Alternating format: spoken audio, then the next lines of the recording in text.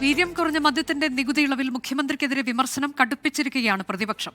നികുതി ഇളവ് നൽകി കയ്യോടെ പിടിച്ചപ്പോൾ മുഖ്യമന്ത്രി നുണ പറയുകയാണെന്ന് മുൻമന്ത്രി എം പി രാജേഷ് വിമർശിച്ചു. നികുതി ഇളവ് പിൻവലിക്കാത്തത് മദ്യക്കമ്പനികൾക്ക് വിധേയപ്പെട്ടതിന്റെ തെളിവാണെന്ന് പി രാജീവും കുറ്റപ്പെടുത്തി. പെട്ടെന്ന് നികുതി കുറച്ചതിൽ ദുരൂഹതയുണ്ടെന്ന് ജോസ് കെ മാണി ആരോപിച്ചു. മദ്യനയത്തിൽ പാർട്ടിക്കുള്ളിൽ വിമർശനമുണ്ടെന്ന് മുസ്ലിം ലീഗ് സമ്മതിച്ചു. വീര്യം കുറഞ്ഞ മദ്യത്തിന്റെ നികുതി ഇളവ് സംബന്ധിച്ച് മുഖ്യമന്ത്രി ഇന്നലെ നിയമസഭയിൽ നൽകിയ വിശദീകരണത്തിന് പിന്നാലെയാണ് പ്രതിപക്ഷം വിമർശനവുമായി കടന്നുവരുന്നത്. നിയമസഭയിൽ മുഖ്യമന്ത്രി കളവ് പറഞ്ഞുവെന്നാണ് പ്രതിപക്ഷത്തിന്റെ പ്രധാന വിമർശനം. നികുതി കുറയ്ക്കുന്നതിനെ കുറിച്ച് LDF ആലോചിച്ചിട്ടില്ല. എന്നിട്ട് മുഖ്യമന്ത്രി ഇന്നലെ പച്ചക്കള്ളം പറഞ്ഞു. അവസാനം നികുതി കുറയ്ക്കാൻ ധാരണയായി തെരഞ്ഞെടുപ്പായതുകൊണ്ട് നടപ്പാക്കാതിരുന്നതാണ്. ഈ പച്ചക്കള്ളം പിൻവലിക്കാൻ അദ്ദേഹം തയ്യാറാവും. അതൊന്നും അദ്ദേഹം തയ്യാറാവുമെന്ന് ഞാൻ വിചാരിക്കുന്നില്ല. കാരണം അങ്ങനെ ശീലം അദ്ദേഹത്തിനില്ല. മദ്യനികുതി വിവാദത്തിൽ മുഖ്യമന്ത്രി നിയമസഭയിൽ നടത്തിയ പ്രതികരണം തൃപ്തികരമല്ലെന്നും പ്രതിപക്ഷം വിമർശിക്കുന്നു.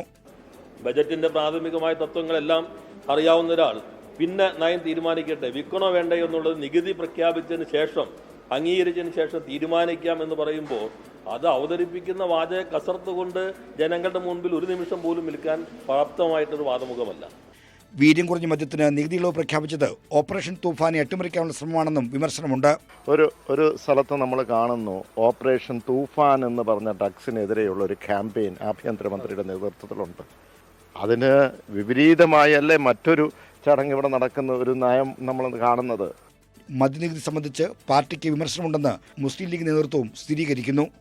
അത് ചില ഭാഗത്ത് ചില സ്പെല്ലിംഗ് മിസ്റ്റേക്കൊക്കെ ഉണ്ടാവും, അത് കറക്റ്റ് ചെയ്ത് പോവും. ഇത്തരം വിഷയങ്ങളിൽ എന്തെങ്കിലും ചേഞ്ച് വന്നിട്ടുണ്ടെങ്കിൽ അത് കറക്റ്റ് ചെയ്തേ മുന്നോട്ട് പോകുള്ളൂ എന്നുള്ളതാണ് UDFന്റെ പോളിസി. മുഖ്യമന്ത്രി അത് അർത്ഥശങ്കക്കിടമില്ലാത്തതും പറഞ്ഞിട്ടുണ്ട്. 24 തിരുവനന്തപുരം.